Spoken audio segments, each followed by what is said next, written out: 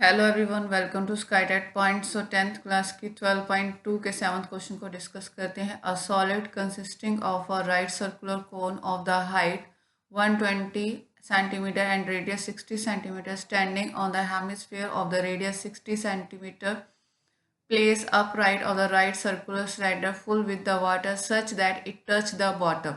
तो आपके पास एक सिलेंडर गिवन है। इस सिलेंडर के अंदर वाटर ऑलरेडी फिलअप है।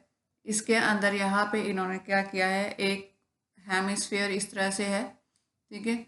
और इस हेमिस्फीयर के ऊपर यहाँ पे क्या है, एक कोन है। अब आपके पास जो सर्कुलर कोन की हाइट है, ये जो हाइट गिवन है, ये आपके पास कितनी गिवन है, दैट इज़ 120 गिवन है, ठीक है। ये 120 सेंटीमीटर गिवन है।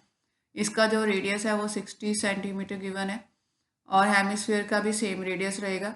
उसके बाद आपको बोला है कि जो सिलेंडर का हमने क्या निकालना है, volume of the water left out in the cylinder if the radius of cylinder भी 60 है और इसकी जो हाइट है दैट इज़ 180 सेंटीमीटर।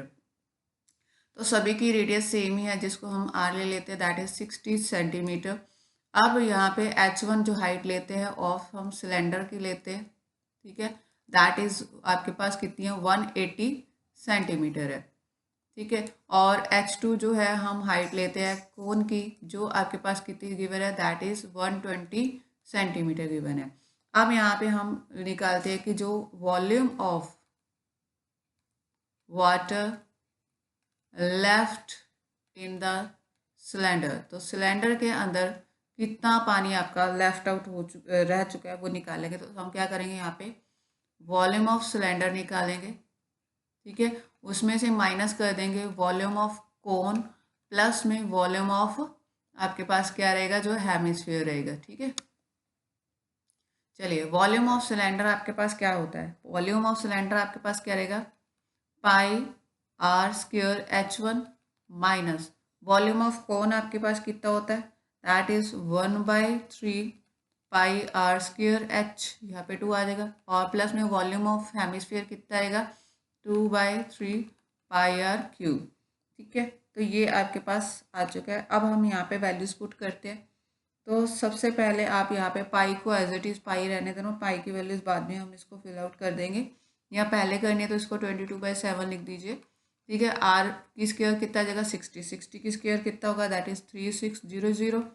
H1 आपके पास कितना है, 180 माइनस यहाँ पे आप क्या कीजिए, 1/3 सेम। अब देखो दोनों के पास पाई है, तो पाई यहाँ पे हम एक बार यहाँ पे बाहर निकाल देते हैं, नहीं तो चलो इसको अंदर ही रख लेते हैं, इसको यही कट कर देंगे 22/7। और यहाँ पे आर की स्क्वायर दैट इज 363000 आ जाएगा, और H2 की वैल्यू 120 है, प्लस में 2/3 22/7 और आर क्यूब यानी 60 3 बार आएगा आपके पास, ठीक है।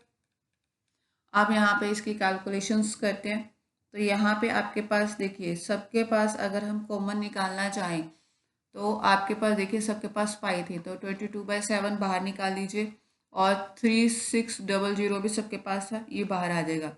अब यहाँ पे आपके पास बचा 180 माइनस में, अब आपके पास ये चीज़ बाहर जा चुकी है और ये भी बाहर जा चुकी है, यहाँ से आपके पास कितना बचा, 40, तो यहाँ पे आपका 40 आ चुका है, ये भी बाहर गया और ये भी बाहर गया, ठीक है। ये आपके पास आ गया 20, तो यहाँ भी क्या बचा, प्लस में 40, पहले भी कॉमन निकाल सकते हो, कोई इश्यू नहीं है, ठीक है। तो ये 22/7 मल्टीप्लाई 3600, अब ये कितना हो जाएगा, 80 180 में से गया तो कितना आ जाएगा आपके पास, 100 आ जाएगा, ठीक है।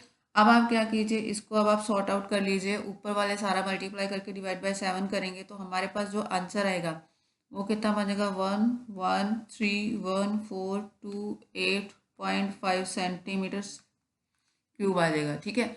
अब ये हमारा आंसर यहाँ पे बन चुका है, इसको मीटर में कन्वर्ट करना चाहो तो मीटर में कन्वर्ट कर सकते हैं। तो गाइस, मिलते हैं अपने नेक्स्ट वीडियो में। Thank you so much.